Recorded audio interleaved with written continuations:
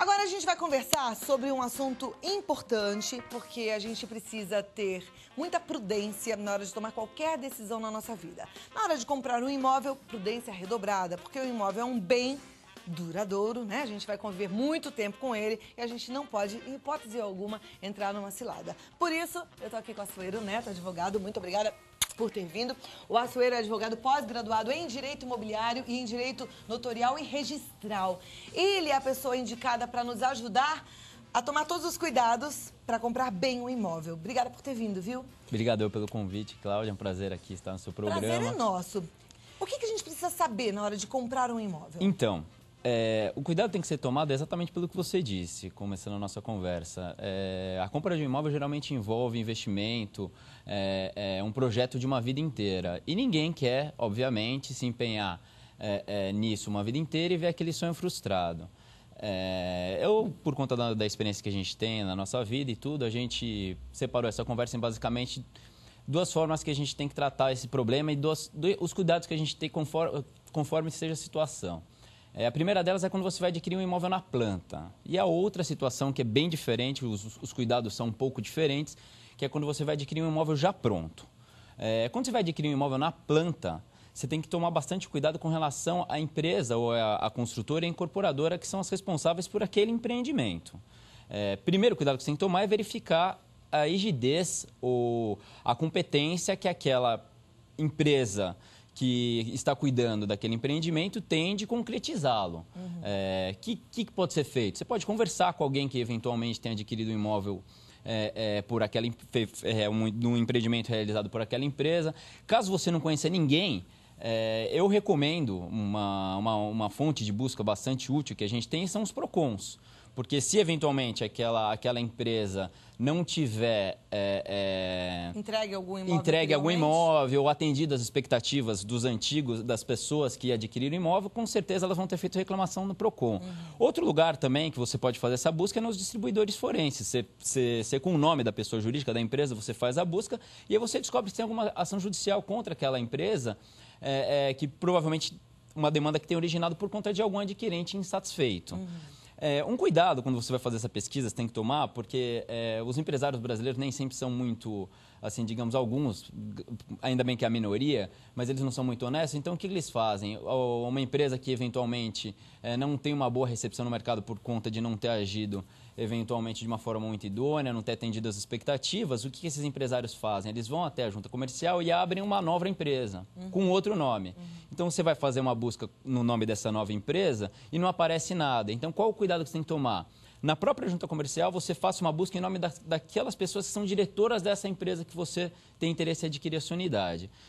Vê se essas pessoas têm outra empresa e aí faça a consulta nessas outras empresas. Porque se eventualmente esses empresários, esse grupo empresarial, tiver eventualmente tentando fazer isso para que não apareçam os problemas, vai acabar aparecendo na outra empresa e você vai ter uma exata você vai ter um conhecimento idônea, né? Exatamente, você vai ter um conhecimento do risco que você tem, dos dissabores que foram experimentados eventualmente por antigos adquirentes. Porque mesmo assim até empresas idôneas podem vir a falhar, né, no caso de uma entrega imobiliária, porque a gente tem casos 100% assim, de empresas super consolidadas, né, que de repente 100% de certeza, infelizmente no Brasil, num negócio imobiliário, você nunca tem.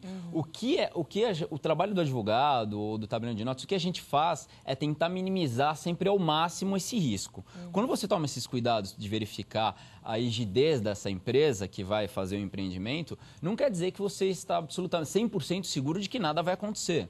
Você apenas minimiza esse risco.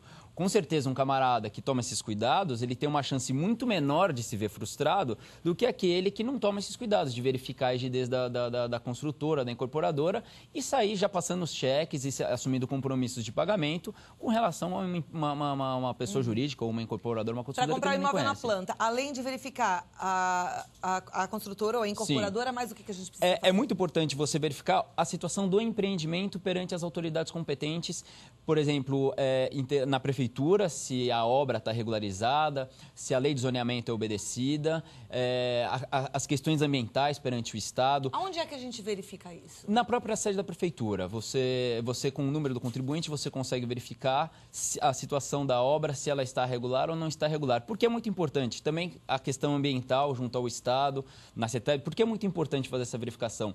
Porque muitas vezes você vai lá, você assume o seu compromisso, você vê aquele empreendimento crescendo, você vê o prédio tomando forma e você acredita que logo o seu sonho vai estar concretizado, tudo indica que o prazo vai ser obedecido pela construtora e que você logo vai estar adentrando no seu imóvel. Porém, antes de você poder ocupar esse imóvel, você depende de autorizações estatais, por assim dizermos.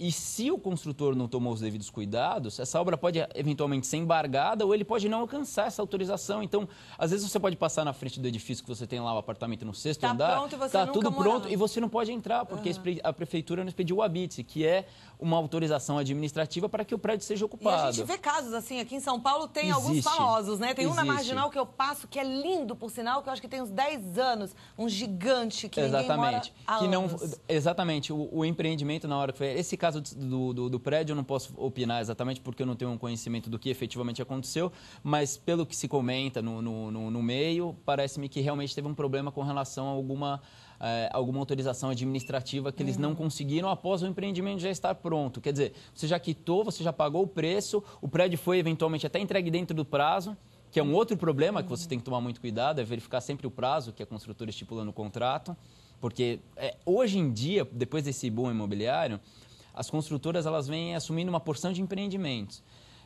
E não todas estão conseguindo entregar esses empreendimentos no prazo, exatamente. Obviamente, isso daí é uma questão que, se o camarada que adquiriu um imóvel naquele empreendimento, ele pode desfazer o negócio.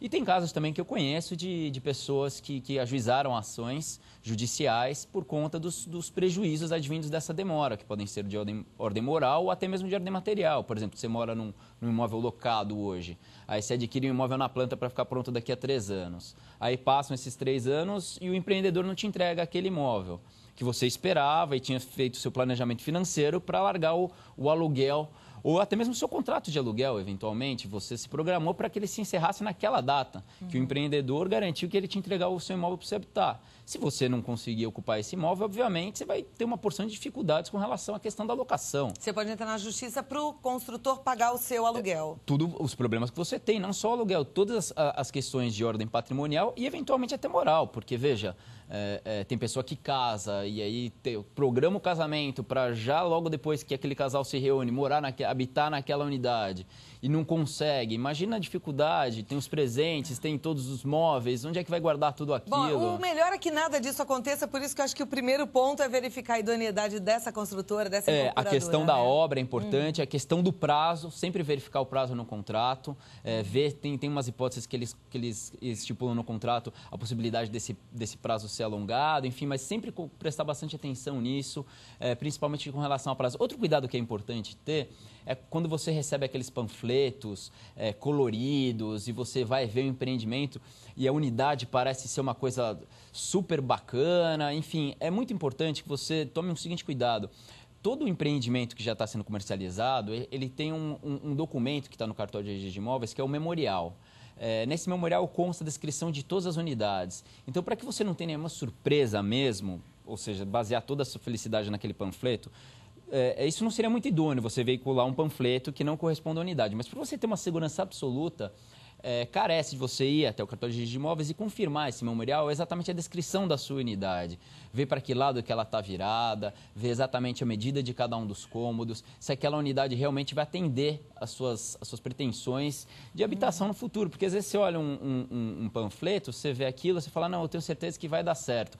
Só que é um panfleto colorido que não necessariamente vai ser exatamente... E no panfleto, normalmente está escrito bem piquititico, assim, ó, foto meramente ilustrativa. Tem tudo que ninguém isso, nem lê, de tão pequenininho que tá. Aí já é questão que, exatamente, que já incide também as questões do Código de Defesa do Consumidor, que está aí exatamente para proteger os interesses do camarada que está adquirindo nesses empreendimentos, diretamente com construtoras ou incorporadoras. Agora, e quem vai comprar um imóvel pronto, que não é na planta? Quais são os cuidados? Aí a coisa muda um pouco de figura. Tem que prestar atenção em basicamente 3 coisas. A primeira delas é a situação do imóvel no cartório de registro de imóveis. Ele vai até o cartório de registro de imóveis e pede uma certidão da matrícula.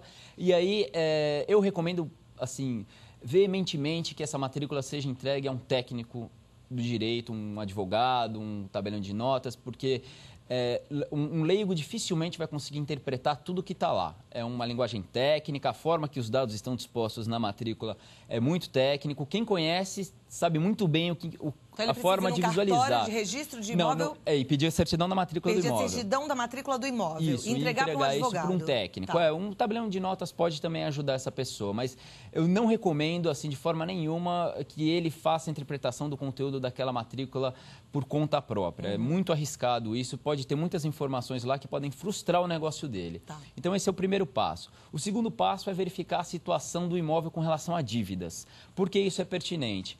Porque as dívidas oriundas do imóvel, ou seja, impostos, taxas, taxa de condomínio, são dívidas de natureza que a gente chama propter rem. O que isso quer dizer? Se, por exemplo, o camarada adquiriu um imóvel agora no começo de 2012, ele tem a obrigação de quitar, geralmente isso está estipulado no contrato, as dívidas oriundas ou que nascem com a propriedade imobiliária após a sua aquisição. Ou seja, ele vai pagar o IPTU de 2012 e as taxas condominiais a partir da aquisição. Anteriormente, em tese, é o antigo proprietário quem tem que adquirir. Só que se ele não tomar os devidos cuidados de verificar se essas taxas estão devidamente quitadas, o imóvel responde por elas. Ou seja, em que pese essas taxas condominiais, esse IPTU ou essas taxas municipais terem incidido por conta num ano anterior ou num exercício anterior, é o próprio imóvel quem responde. Então, se eventualmente for ajuizada uma ação de execução pelo condomínio, pela prefeitura, contra ele, que na verdade é o proprietário, contra o proprietário antecessor, isso na verdade não importa, se eventualmente esse imóvel for arrematado ou adjudicado, dependendo da circunstância, o camarada que adquiriu o imóvel depois, ele vai se ver tolhido dessa propriedade. Então é muito importante. Tem o cadastro municipal, essa busca é super simples de ser feita perante a prefeitura. As despesas de condomínio, o síndico com certeza vai informar se elas estão quitadas, se elas não estão quitadas. Igualmente as taxas municipais, como taxa do lixo, taxa de iluminação, enfim, qualquer outra taxa municipal, pelo número do contribuinte, você consegue descobrir a situação desse imóvel. E por último, que também na verdade é muito importante, é a situação patrimonial de quem está alienando o imóvel para você. Mas não é só isso, você tem que também verificar a situação patrimonial dos antecessores, dos proprietários antecessores a quem está alienando a propriedade para você. É muito técnico isso, mas eu vou falar de uma maneira até um pouco simples.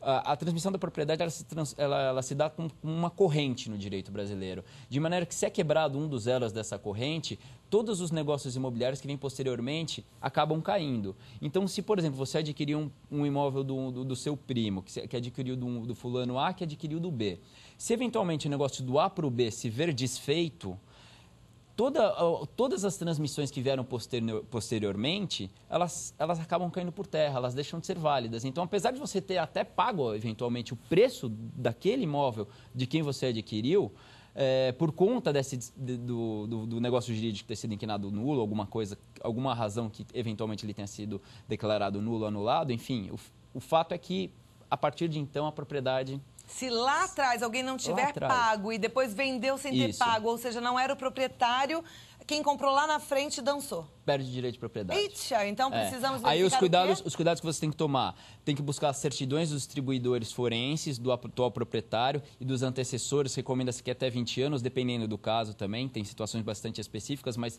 20 anos é um prazo razoavelmente seguro. Fazer uma busca no cartório distribuidor de protestos também é bastante importante. Distribuição da Justiça do Trabalho, importantíssimo. Da Justiça Federal, dos tributos, imposto de renda, do tributo federal, que você pega direto junto à Receita Federal. E se um dado importante também, se eventualmente os proprietários anteriores forem empresários, é bastante pertinente e importante que sejam feitas as buscas também essas mesmas em nome da pessoa jurídica que ele integrava. Porque se eventualmente essa pessoa jurídica foi mal administrada, tem as hipóteses legais que pode ser desconsiderada a personalidade jurídica. Os bens e os negócios feitos pela pessoa física do empresário acabam sendo atingidos por conta de eventuais problemas na pessoa jurídica. E se você tiver adquirido o seu imóvel desse empresário, você pode também se ver prejudicado. Pode estar comprando um imóvel comprometido comprometido lá atrás. Exatamente com essa cadeia. Quer saber? Procure um bom advogado antes de comprar o seu imóvel. Preste atenção nas dicas que o Assuero acabou de passar. Eu vou passar o contato do Assuero Neto, porque ele pode te ajudar. Assuero, tem o I no meio, não, né? Não tem. Assuero Neto, @loborland.com.br. Muito obrigada por ter vindo. Obrigado, Cláudia. É complexo, mas não é tão. É mais simples do que a gente imagina. É só prestar bastante obrigado. atenção, não é verdade? Exatamente. Eu que agradeço, viu?